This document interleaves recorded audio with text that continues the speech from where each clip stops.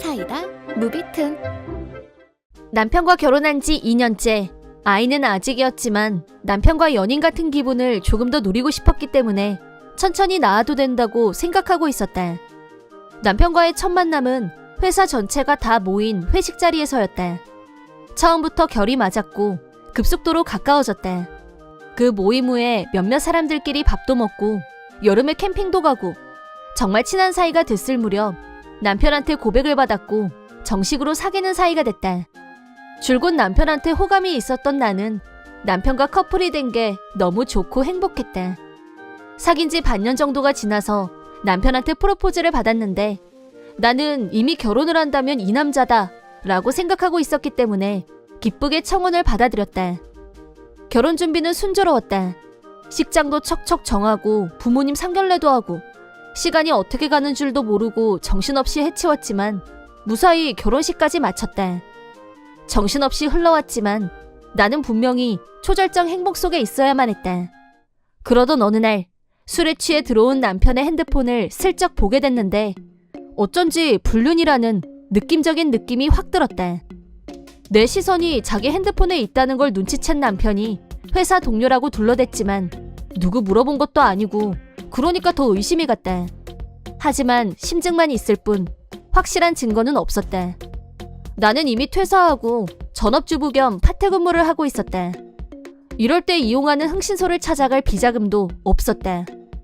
그렇다고 부모님한테 도움을 청할 일도 아니고 결혼하고 겨우 2년째 남편이 바람 피우는 것 같다고 친구들한테 툭 터놓고 도움을 청할 엄두도 나지 않았다. 가슴속이 뭔가로 콱 막혀있는 것처럼 답답했다. 그 뒤로 남편의 행동을 주의 깊게 지켜봤지만 나한테 핸드폰을 한번 들키고 나서는 남편도 여간에서는 틈을 보이지 않았다.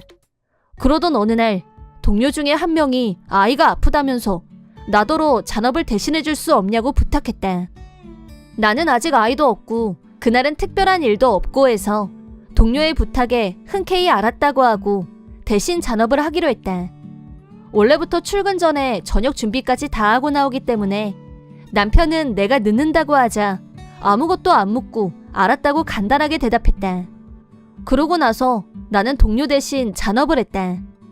원래는 밤 9시까지 잔업을 해야 한다고 했었는데 7시쯤 되자 아이가 아프다고 갔던 동료가 다시 회사로 왔다. 자기 남편한테 아이를 맡기고 다시 왔다는 거였다. 남편이 있다고 해도 아이가 걱정되는 건 마찬가지일 거고 그래서 남은 일을 둘이서 같이 후딱 해치우기로 했다. 둘이서 같이 했더니 순식간에 다 끝낼 수 있었다. 동료는 너무 고맙다며 몇 번이나 인사를 하더니 나중에 밥을 사겠다고 했다. 어쨌든 일도 빨리 끝내고 기분 좋게 헤어졌는데 남편한테는 먼저 저녁 먹으라고 이미 말해놨겠다. 일단 집에 가면 먼저 씻고 배달 음식을 시켜서 먹을 생각을 하며 집으로 향했다. 집에 도착하자 불이 켜져 있길래 남편이 집에서 저녁을 먹었나 보다 하면서 안으로 들어갔다. 오래간만에 잔업을 했더니 피곤해서 빨리 씻고 싶은 생각뿐이었는데 욕실 쪽에서 무슨 소리가 들렸다. 그것도 두 사람의 목소리가. 한 명은 여자였다. 그 순간 다시 현관으로 가서 불을 켜고 신발을 확인. 처음 보는 여자 신발을 보고 멘붕 직전. 내가 잔업한다고 했더니 그 사이에 불륜녀를 대범하게 집으로 끌어들인 남편의 행태. 저 안에서 둘이 씻는 중이었다. 운이 좋은 건지 나쁜 건지 물소리 때문에 두 사람은 내가 들어온 것도 모르고 있는 것 같았다. 순간적 판단으로 거실에 있는 무거운 탁자를 끌고 와서 욕실 문 앞을 막아버렸다. 그러고 나서 일단 소파에 앉아서 심호흡을 몇 번 했다. 최대한 평정심을 유지하고 싶었지만 심장이 벌렁벌렁거리고 손이 부들부들 떨렸다. 한 가지 확실한 건 남편을 용서할 수 없다는 거였다. 결심을 굳힌 나는 핸드폰을 꺼냈다. 한참 욕실에서 떠들던 두 사람은 즐거운 샤워 시간을 끝내려는지 문고리를 철컥철컥 돌려댔지만 열릴 생각을 안 하자 안에서 "뭐야? 문이 왜 이래? 왜 안 열려?" 라면서 급 당황한 남편과 "그럴 리가" 라며 목소리를 떠는 불륜녀의 반응이 들려왔다. 나는 문 앞으로 가서 "미안, 나는 안에 누가 있는지 몰랐거든. 지금 거실 인테리어 바꾸는 중이니까 기다려 라고 했더니 거의 이성을 잃은 듯한 목소리로 남편이 네가 왜 있어? 왜 벌써 온 거야? 라고 하는 소리가 들려왔다. 그러자 아까보다 한층 목소리가 작아진 불륜녀가 잔업이라서 집에 안 들어올 거라고 했잖아. 어쩌고 하면서 여기서 어떻게 나가? 라며 남편을 재촉하는 모양새였다. 내가 지금 테이블 치우는 중이니까 조금만 기다리라고 하자 남편이 잠깐만 기다리라면서 안에서 소리를 질렀다. 안에서는 우당탕탕 요란한 소리가 들렸지만 우리 집 욕실은 사람이 밖으로 달아날 수 있는 창문 따위는 없었다. 나는 하나 둘 기합을 넣으면서 테이블을 치우는 중이라는 걸 알렸고 남편한테 이제 문 열어도 된다고 말하자 불륜녀는 안에 두고 자기만 밖으로 나왔다. 일찍 왔네. 나는 조금 더 늦게 오는 줄 알았어. 라면서 마차 아무 일도 없는 것처럼 태어난 척 연기했다. 그러더니 나를 방으로 들어가게 하려고 수작을 부렸다. 그러는 사이에 불륜녀를 내 눈에 안 띄게 현관으로 내보내려는 작전이겠지. 내가 남편이 하라는 대로 방으로 들어가는 척하자 남편의 얼굴이 급 환해졌다. 이제 살았다 싶었을 텐데 미안. 현관에 어머님 와 계셔. 라고 담담하게 말하자 남편은 헉 하더니 눈이 휘둥그레졌다. 그와 동시에 현관에서 깍 하는 소리가 났고 잠시 후 시부모님이 불륜녀를 거실로 끌고 들어오셨다. 남의 집에 함부로 들어온 여자가 있길래 현행범으로 체포했다. 라고 하면서 남편과 불륜녀는 빠져나갈 구멍이 없다는 걸 깨닫고 입을 꾹 다물었다. 방금 전 혼자서 저 두 사람을 제대로 상대할 수 있을까 불안한 생각에 가까운 곳에 살고 계신 시부모님께 빨리 와달라고 남편이 불륜녀와 둘이서 욕실에 있다고 전화로 말씀드렸다. 그러자 평소 불의를 보면 참지 못하는 시어머니가 당장 갈게 라고 하시더니 불과 몇 분 만에 달려오셨고 욕실에서 나는 소리를 확인한 후 불륜녀가 도망 못 가게 현관 앞을 지키고 계셨다. 남편과 불륜녀를 향한 시어머니의 분노는 나보다 몇 배는 더 강렬했다.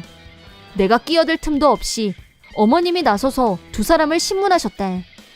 남편은 나한테 불륜이 들킨 것만으로도 이미 멘붕이 왔는데 시부모님한테도 다 들켰다는 걸 알고 나자 체념했는지 핑계를 대려는 의욕도 없어 보였다.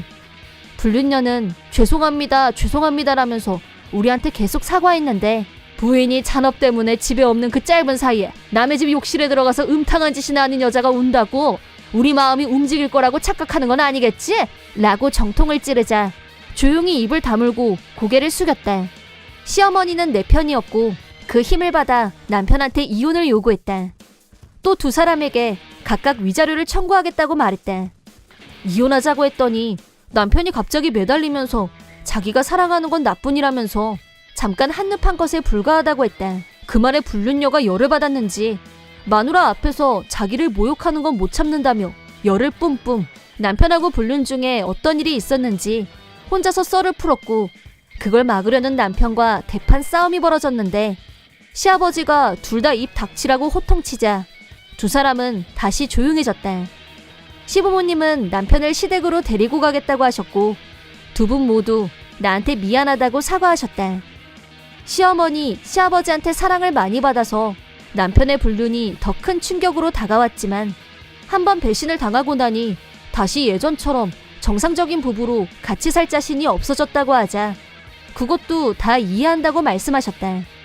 그 후 남편은 시부모님이 지켜보는 가운데 이혼 서류에 사인했다.